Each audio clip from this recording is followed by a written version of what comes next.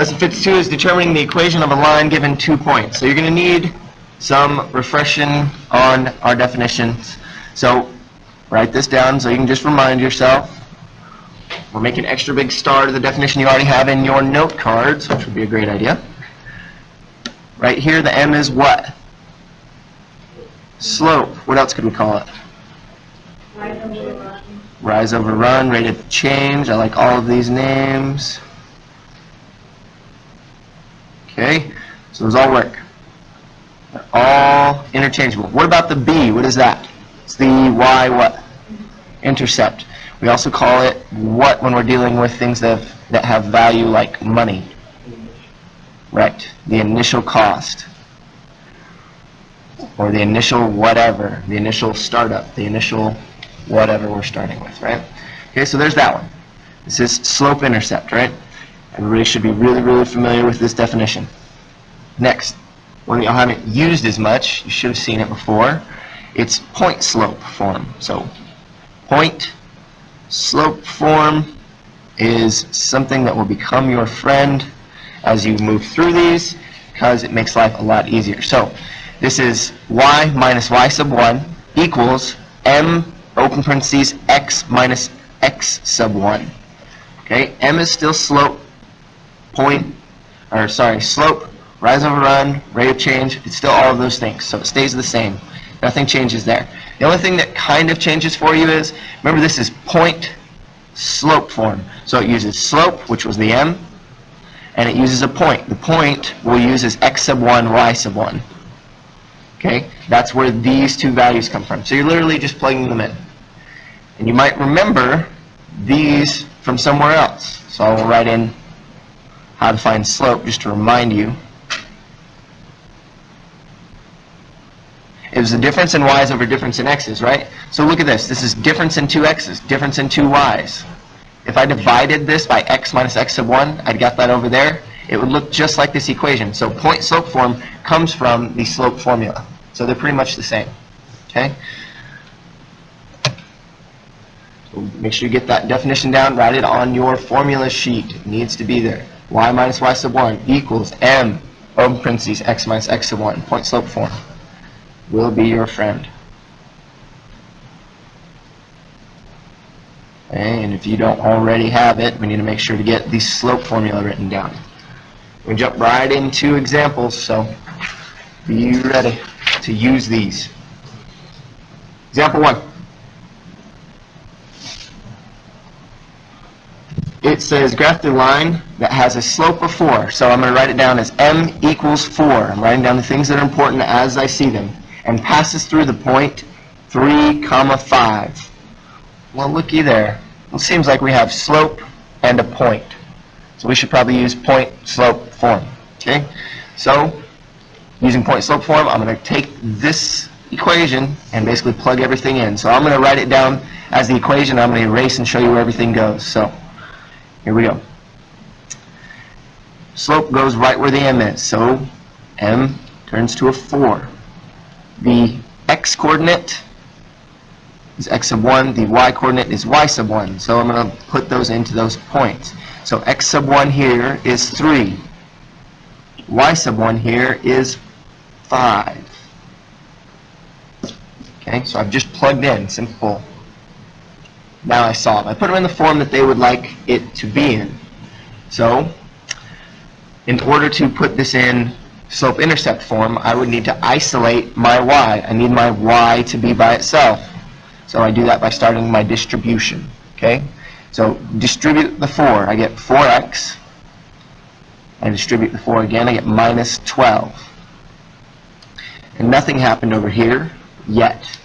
So how do I get y by itself? How do I get rid of a minus 5? I have to add 5 to both sides, right? And I add 5 to the common number, the thing with the same last name. So y then equals 4x minus 7. Okay, so there's your formula for this line, or this equation for this line using point slope formula. Alright, now in reality, you could draw this on a graph. Makes life really easy if you know how to graph pretty well. So I'm going to show you the way to do this on a graph. Okay? Here's your coordinate plane. Let me get rid of that glare real quick. Here's your coordinate plane. They gave us the point 3, 5. So this is what they did. You plot the point 3, 5 at that place, and then you use the slope that they gave you. It was 4. So if my slope is 4, we rise 4 and we run 1. So rise 4, so it goes 1, 2, 3, 4, and run 1. There we are. Connect it using a ruler. Okay, we're going to do practice on that one in a second. So here we go. That was A, this was B.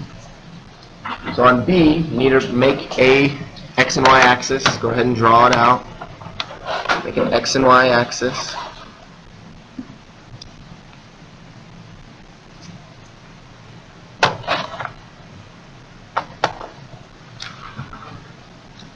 On B, it says that the slope of the line is 0, so M is 0.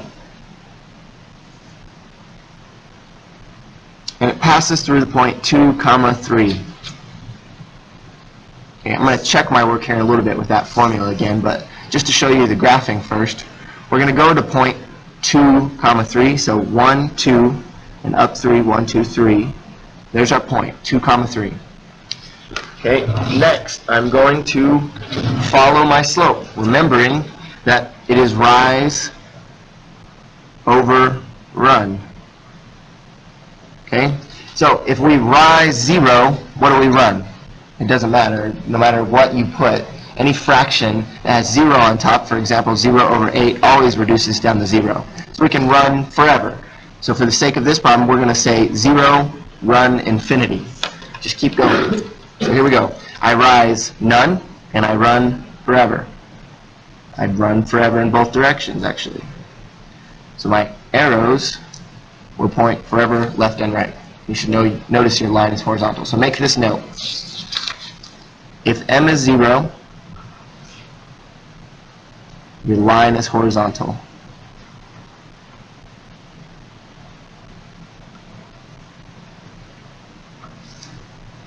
M is 0, in other words, your slope is 0, then your line is going to be horizontal. And the equation of your line will be whatever the y-intercept is. Okay? So your equation will look like this. Y equals 3. Now let me show you why that ends up being that way. Okay? Your slope is 0, your line will end up being horizontal. So here we go. Slope is 0. Point is 2, 3, so I'm going to start plugging in y minus my y-coordinate, which is 3, equals slope, which is 0, and x minus 2. Okay, I'm going to start distributing my 0. I distribute 0 to x, I get 0. I distribute 0 to 2, and I get 0. So 0 minus 0 is just that, 0. So I end up with y minus 3 equals 0. But I still need y to be by itself.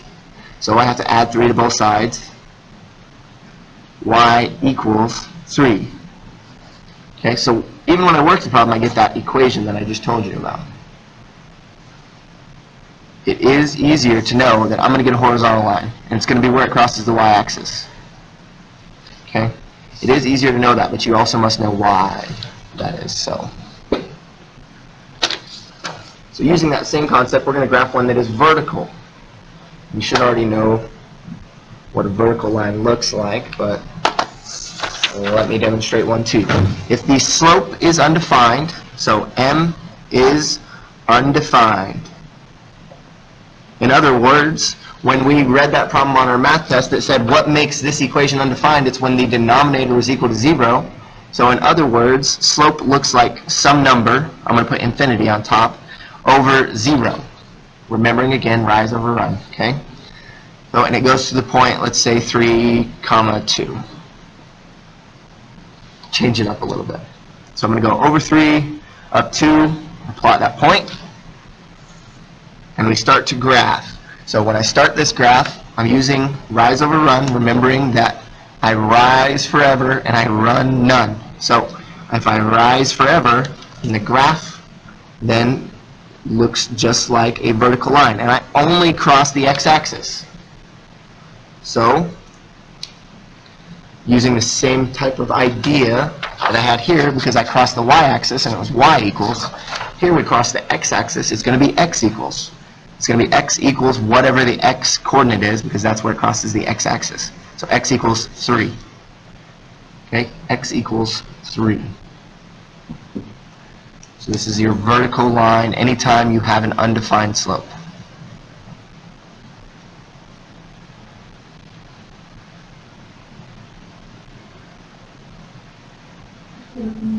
Yes. Vertical line for undefined slope.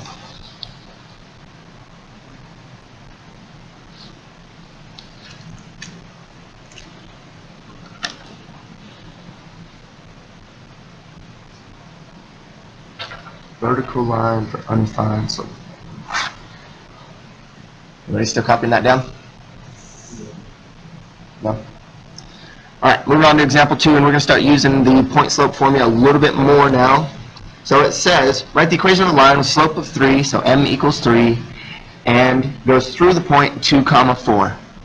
Okay, I'm going to check my equation here in a little bit with another graph, so leave room for that. Here we go. Using point slope formula, y minus my y, which is 4, equals my slope of 3, and x minus my x, so x minus 2.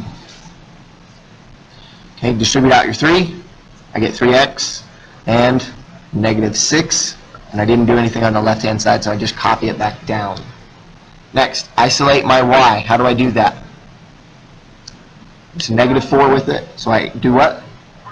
I add 4 to both sides. Again, I can only add 4 to the regular number that's already there. Okay, if there's not a regular number already there, I just rewrite it down. So y is now by itself. I get 3x. Negative 6 and 4 make negative 2. So there's my equation in point slope form. Bam. This is my equation in point slope form. If they say, or sorry, in slope intercept form. This is slope intercept form. If it says write this in point slope form and point slope form only, you would only have to plug in and leave your equation. Okay? So pay attention, don't overwork yourself for no reason. This is point slope form, this is slope intercept form. So pay attention to the directions when it tells you to use what. If it says point slope form, all I have to do is plug this in and you're done. You don't have to do anything else underneath it. If it says use point slope form to find the slope intercept form, then you have to do all of this work. Okay? Now, if this told us to just plot these points and graph it, I could double check this by plotting 2, 4. So 1, 2, 1, 2, 3, 4. So there's my point, and I'm going to follow slope. It's positive, so I know that the slope of my line is going to rise from left to right. Okay? I just throw a ruler on there to remind myself. So I go up 1, 2, 3 over 1, and I can make this line just as beautiful as I can, I think. There we go. Don't forget your arrows. Lines have arrows. And there you go. You can check this by going back down and making sure that you cross through the vertex of those 2 points exactly, and I missed mine a little bit. Okay? And then following your point slope form. Alright, example 3. This one is a little different. You want to pay extra attention to it because it throws in this extra step. You're going to need to recall your slope formula. So here we go. Example 3 says, write an equation using 2 points, and it gives us the 2 points. 1, negative 3, and 4, 5. Recalling point slope formula, I'm going to put it back on the board just for a second. It's the difference in y's over the difference in x's. Difference in y's over difference in x's. So I'm going to use that. I have I'm going to take the bottom one because it's the bigger numbers. 5 minus a negative 3 over 4 minus 1. I need to correct this so it becomes positive. I get 8, and I get 3. So my slope then is 8/3. Okay, any questions there before I move on? Okay, this is step 1. Using 2 points to find the equation, you have to find slope first. Next, you have slope, and you have a point and another point. So I'm going to use point slope form. Okay, recalling that formula. It only asks for 1 point, so which one do you use? The easiest one is my answer. Don't work harder than you have to. So whichever one appeals to you the most, maybe you don't want to deal with negatives, so you choose 4 and 5. That's fine, but you can't mix and match. So I'm going to use this point. I'll circle it to remind myself. So it's y minus 5 equals m, which is 8/3, open parentheses, x minus x, which is 4, close my parenthesis. Okay? Remember, if you're going to try to convert this to a decimal, you're going to get a repeating decimal. So you have to use that repeating decimal the whole time. Okay, distribute your 8/3. I get 8/3 x. And then when I distribute my 8/3 to my 4, I get 32/3, yes.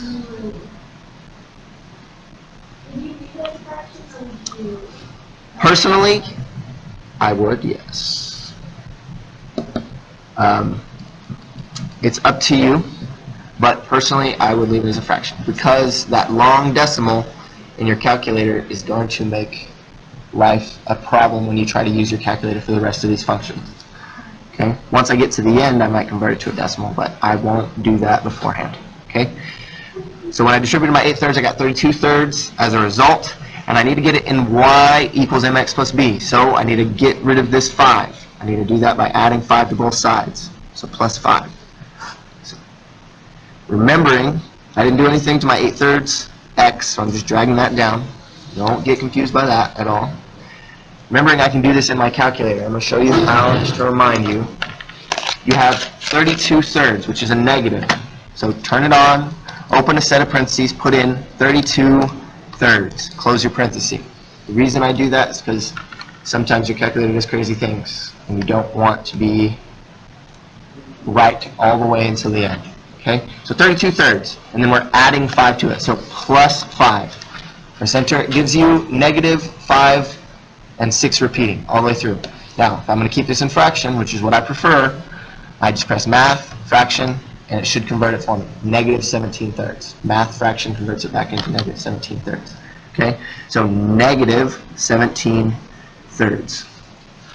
I will warn you, if you are going to put one of these in a decimal form, the other one better be in a decimal form. We do not mix and match. If you're going to have fractions, you're going to have fractions all the way through. If you're going to have decimals, you have decimals all the way through. Okay? I don't really mind which, as long as they're accurate and all the same. So if I was going to write this as a decimal, it would be negative 5.6. Show you how it should look. 5.6 repeating. Without the repeating, you're wrong. Okay? Without the repeat end, you are wrong. So make sure that if you're going to convert, you do it properly. It's a really silly reason to miss a problem. You forgot a little bar. Okay? Last example, and we are done for the notes. Example 4 is application of cells. We need to read this very carefully and write down the important things. Rachel is selling seashells by the seashore, I bet. And she sold 1 for $5 and 2 for $8. So 1 for $5 and 2 for $8. Okay. What will Rachel charge for 5 seashells? So question asks about 5 seashells if she keeps selling the seashells at the same rate. Okay? So if we think about this as an ordered pair, for example, if I change this to a x and y chart, okay, my x's would be seashells and my y would be profit or sales or something to that effect. Okay, so I'm going to write down sales, and I can make this little chart up. So for every 1 seashell she sells, it's $5, right? But if she sells 2, she's going to get 8. Okay, since I converted these to xy coordinates, I can write them as xy coordinates. So go ahead and do that. It'd be 1, 5. Okay, x, y. In parentheses. We had a lot of us on test that did not write our parentheses. I counted off 1 point for it. Didn't give you the whole thing wrong. But a coordinate pair has parentheses. 5, 8. So now I have 2 points. Okay, keeping in mind the last problem that we did, we had 2 points, so we had to find slope first. And then we used slope and plugged it into 1 point to get this in y equals mx plus b form. So I need to find the rate of change. Okay, to find the rate of change, I take my y, I subtract it from my other y, so 8 minus 5, and 5 minus 1. 5 minus 1. Did I write it wrong? 2. Yes, thank you. Whew, correct me before I get that far. Sorry. 2 minus 1. That'll make this problem a lot easier too. Okay. So 8 minus 5 is simple 3. 2 minus 1, again, simple 1. Do not leave this as 3 over 1 when you start your problem. It is just 3. Simplify. Okay? Slope is 3. So for every seashell that she sells, it ends up being a rate of $3 per shell. So Y's represent sales, $3 per one shell. So $3 per shell. Okay, using point slope form, and it doesn't matter which point we use. So y minus, let's use 1, 5, smaller numbers. Y minus 5 equals my slope of 3 multiplied by the difference in my x's, which is x minus 1. And I start to solve. What do I got to do first? Distribute out my 3. So I get 3x, and then I get minus 3. I didn't do anything on the left-hand side, so I'm copying it back down. How do I get y by itself? Subtract 5, add 5. There we go. So y then will equal 3x plus 2, because the difference in those two is 2. So I got a nice point slope form right here, or sorry, slope intercept form. I'm going to confuse y'all by saying that wrong every time. So I have slope intercept form, and then it asks a question. It says, what will she charge for 5, right? So 5 seashells. So which variable am I plugging in for, y or x? X, right? So go ahead and plug in for it. Y equals 3 multiplied by 5 plus 2. So we get 15 plus 2, which is, just like Sadie said, 17. But remember, this is y is 17. And what is y? That's how much she made in sales, right? So 17 is dollars.